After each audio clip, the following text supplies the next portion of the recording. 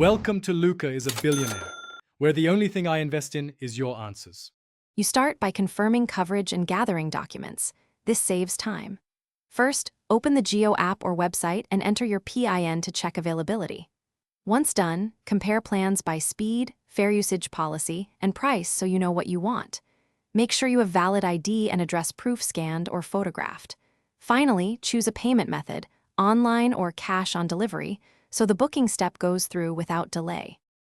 Now complete the booking. Pick the exact plan and whether you want the Jio-provided router or bring your own device. This affects setup. Then fill the KYC with accurate name and address, upload your documents, and verify via OTP sent to your phone.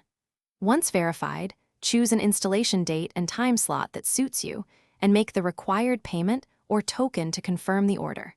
Keep the order ID and screenshots for tracking and follow-up.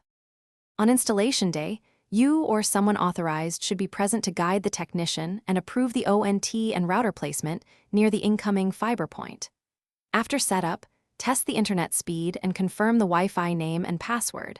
Make sure billing/plan activation is reflected in your app. If something goes wrong, reboot the ONT and router, inspect fiber and power cables, and immediately contact Jio support with your order ID.